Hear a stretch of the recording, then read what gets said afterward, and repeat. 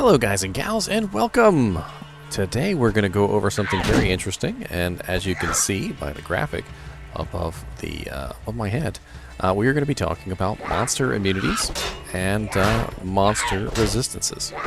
So first off, we're going to be taking a look at monster immunities. And monster immunities are a very interesting topic because monster immunities are very specific to the monsters themselves as well as the modifiers that the monsters have. So for instance, the first thing that we're going to do is we're going to look at the modifiers. So if we take a look at this handy dandy graphic I have here, this is a list of the modifiers that are possible for the specific monsters in the game. All right, so as you can see here, we have Stone Skin, which gives 50% to physical resistance. We have Fire Enchanted, which gives 75% to fire resist. Cold Enchanted, which is cold resistance. Lightning Enchanted is lightning resistance. Magic Resistance gives 40% to fire, cold, and lightning. Spectral Hit gives 20% to fire, cold, and lightning.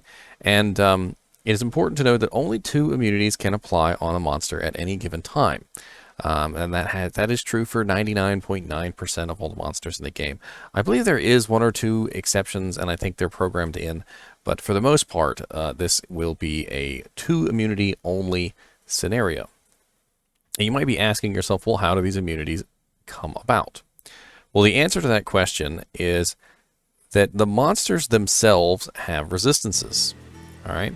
So let's take a look at, for instance, one of the monsters that we had just come across. So I believe those are called brutes in Diablo 2. All right, so if we take a look at the brute, we will find out that the brute has a resistance in hell of 50%. He also has a cold resistance of 120%, which means that the brute will always be immune to cold. And there's a very good chance that he can be immune to physical. So let's go back and take a look at him. So as you can see here, he is Aura Enchanted. So he has the cold aura, obviously. He is Stone Skin. And if we take a look at our graphic again, you will see that on Stone Skin, he gains 50% physical resistance. All right, so 50% physical resistance stacks on top of his 50 that already exists, giving him 100%, which means that he is now immune to physical damage. Players cannot be immune to physical damage, by the way. Now, if we take a look at his other effect, immune to cold, he is always immune to cold because he has 120% cold resistance. So you will never find a brute in hell that is not already immune to cold. So what does that mean for our character? Well, if our character wants to be able to do any damage to him at all, he's going to have to either deal damage that is not physical and not cold, or find a way to break those immunities. Now you might be asking yourself, well, how do you break those immunities? Well, let's go over that together. Of course, I'm going to end up dying here. But you know, the beauty of single player is I can just save and exit, and join right back in. Alright, so how do we break his immunities?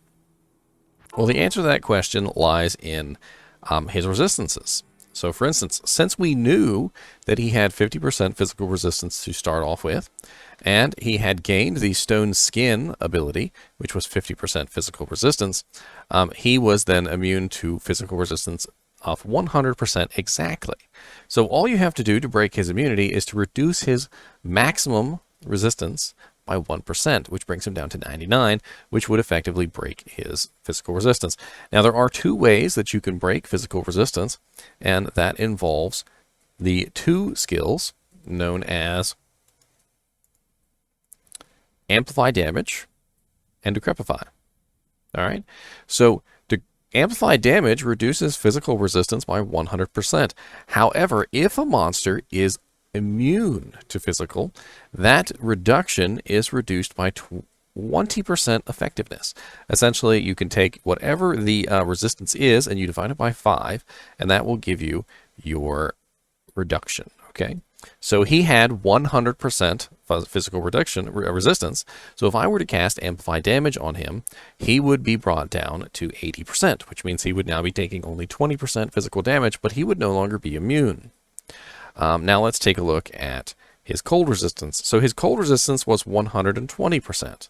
And if I have max level conviction, I can bring that down by 30%.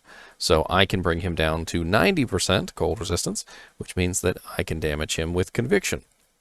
However, there are such things as unbreakable immunities. Take, for instance, if he had cold resistance added on top of his natural cold resistance. So the brute has a natural cold resistance of 120%.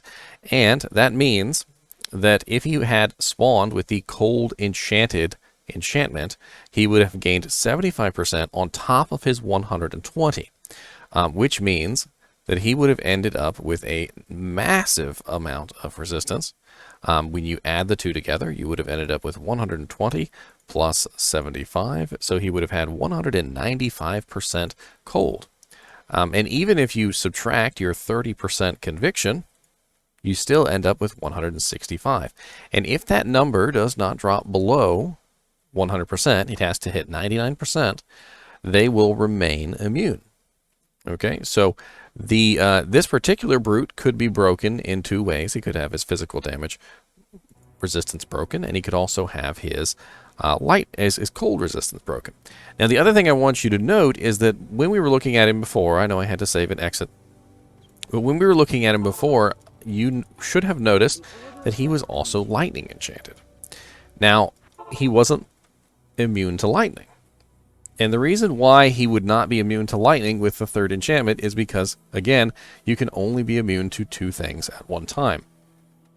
And the problem with this is that it's in the order that the modifiers are listed.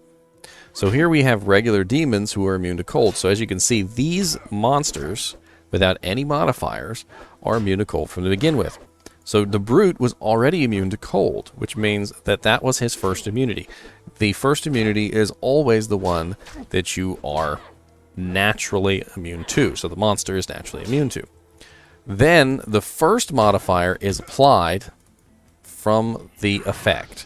So for instance, we have here a lightning enchanted brute who has no other effects. So he has 75% lightning, he has 50% physical, and he has 120% cold. So he's only going to be immune to one thing. Let's see if we can find another monster with separate modifiers.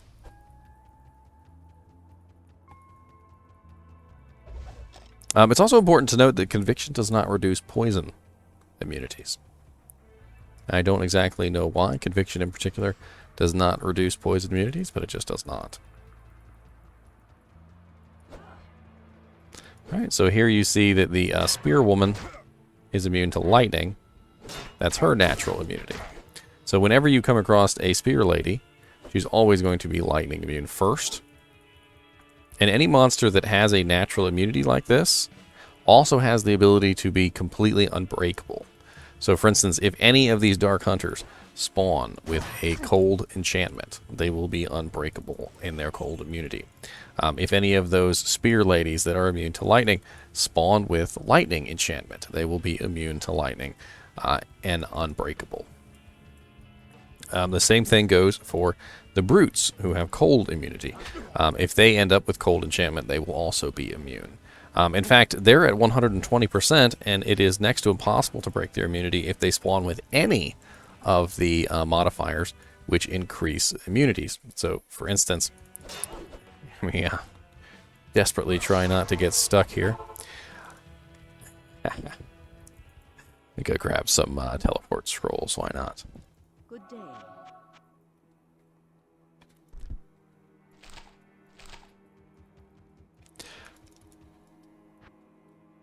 So for instance, if any of the monsters that have cold immunity were to spawn with any of the modifiers which increase their cold resistance, for instance, magic resistant would add 40 to 120, so that would be 4, 5, 6, it'd be 160%, which means it's now unbreakable. Spectral Hit adds 20% to that, so that would be 140, and even with Conviction at its maximum with negative 30%, that would also be unbreakable. We also have the obviously the Cold Enchantment itself, which gives 75% to resistance. So if any of those Cold Enchanted monsters were to spawn with Cold Enchanted, Magic Resistance, or Spectral Hit, they would then be immune permanently, essentially, to cold resistance. Now, as a Conviction Paladin, as a lower resist Necromancer, who is utilizing the abilities which are capable of reducing those resistances, these are your numbers, okay? So this is how you would reduce the damage of a monster, or the resistance of a monster. Now, it is important to note that although these abilities do not stack, so, for instance, you cannot cast Amplify damage and Decrepify at the same time, and even if you cast Conviction and Lower Resist at the same time, only the higher of the two will take effect. You can actually stack more lower resistances on top of these. So, say, for instance, you are a Conviction Paladin, and perhaps you are a Lightning Paladin. Maybe you are a Tesla-din, maybe you are a Vengeance-din, maybe you are Fist of Heavens, and you're trying to build up your damage. If you can get your hands on a Griffin's Eye or other such items like Crescent Moon, Rune Word, various items that produce negative enemy resistance.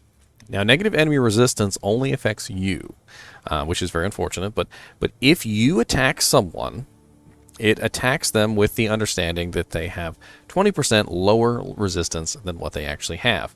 Now, the problem with this is that it does not break immunity.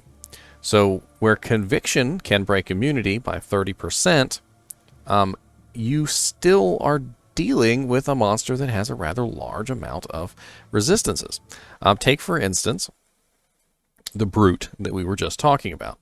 So, if we were to do a little bit of math on the Brute, let's assume that we had a Paladin with maximum level Conviction, okay, and he has a 30% reduction to the cold resistance of that particular monster.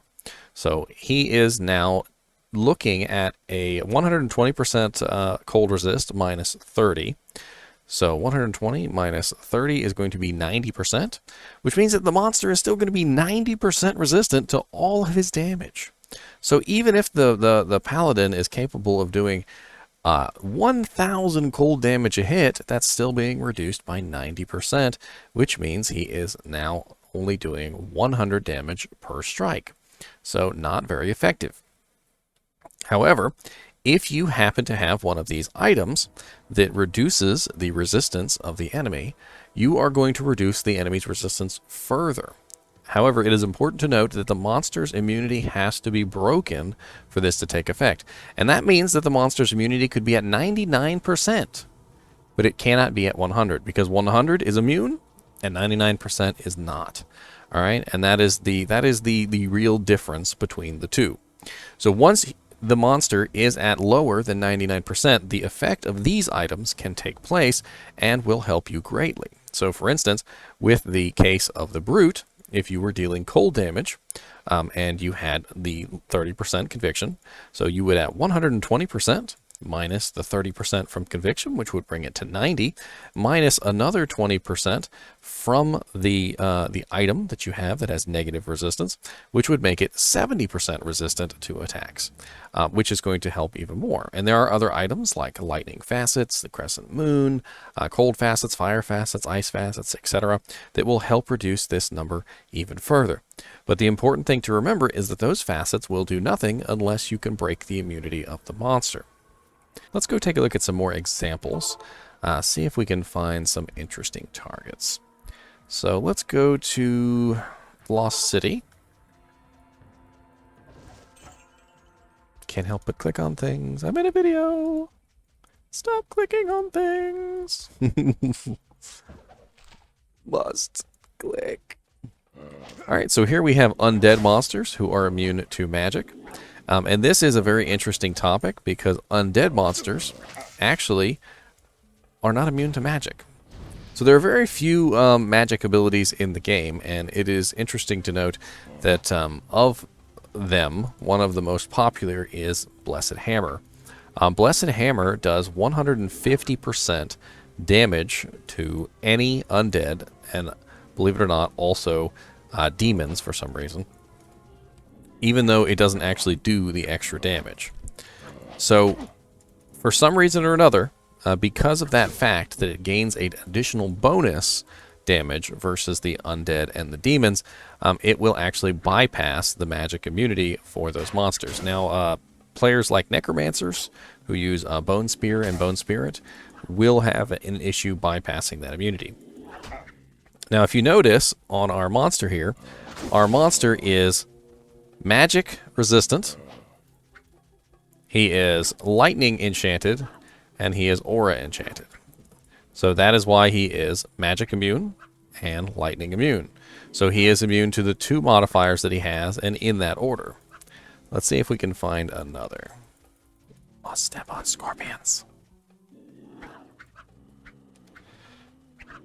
Alright, so this one right here is magic resistant and cold enchanted. So this one is naturally lightning resistant and has the cold enchanted modifier, which is making him cold immune. So we have 2 modifiers there. I'm trying to find one that would have 3. We just need to keep looking. Now, in the event that you do find a monster that has 3 modifiers, like say for instance you find a monster that is naturally immune to poison, is naturally immune to cold or something, or has the cold enchanted effect, and then also has something like lightning enchantment, and would normally have 3 immunities.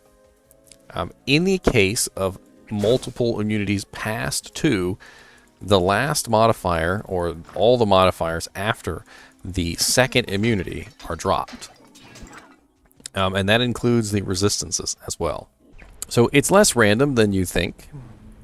You might have originally thought that immunities were the product of, like a random generation, that monsters just simply spawned with immunities, but it's not the case. Monsters actually spawn with very specific modifiers which create those immunities. And as you can see, the corpse fitters are always immune to poison, no matter what in hell.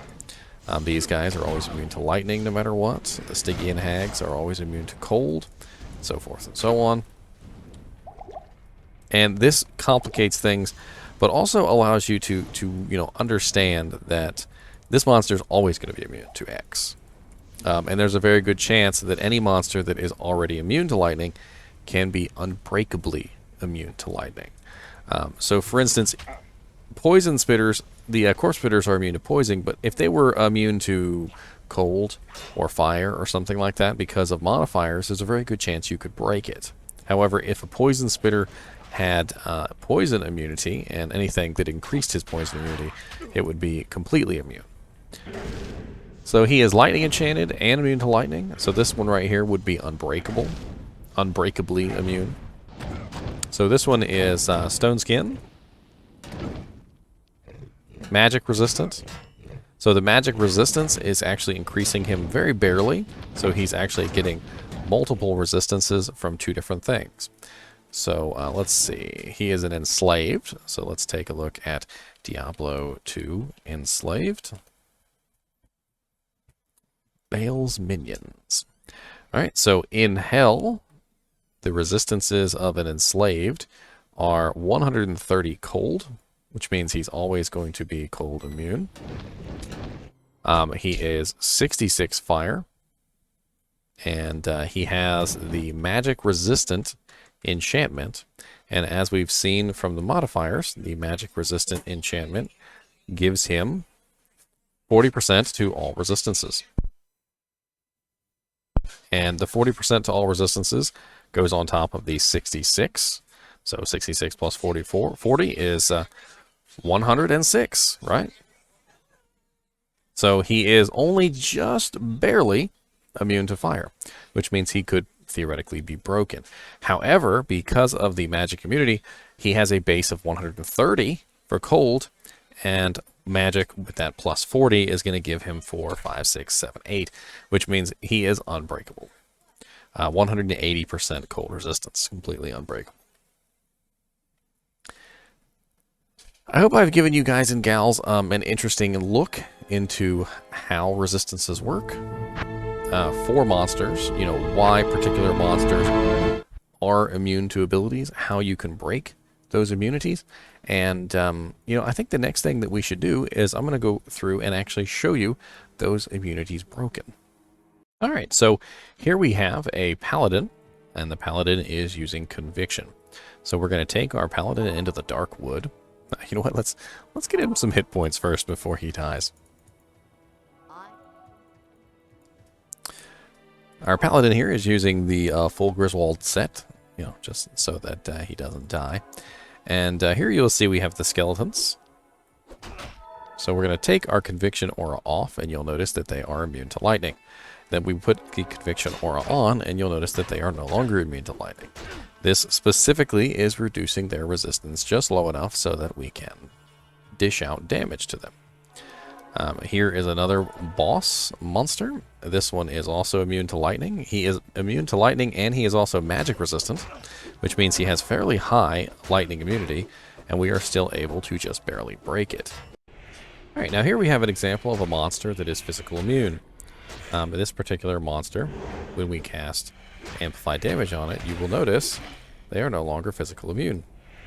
So just wanted to demonstrate for you that Amplify damage does actually break physical immunities as well. And Decrepify will too, but at a lesser degree. So Decrepify is going to reduce it by 50% divided by 5, whereas the Amplify damage is going to be 100% divided by 5. So you're looking at a 20% reduction with Amplify damage on an immune target. And with Decrepify, you are looking at a 10% reduction. But you'll notice that even the 10% reduction is still enough to break the immunity on the Spectre. Now granted, this does not make it super easy to kill them because they are still very resistant to physical damage. So, for instance, if they have, you know, 100% and you're reducing them by 20, they're still going to have 80% physical damage reduction. So it's still going to be a little bit of a pain in the butt to kill them. But if you are, for instance, a summon necromancer who is using skeletons, it will make it so that your skeletons are actually able to kill the ghost, whereas before they would not be able to kill it at all. Anyway, as always, thank you for watching my videos, and I hope that you found this video a little informative in terms of monster immunities. My next video is going to be player resistances, so I hope you'll tune in for that. And as always, keep watching.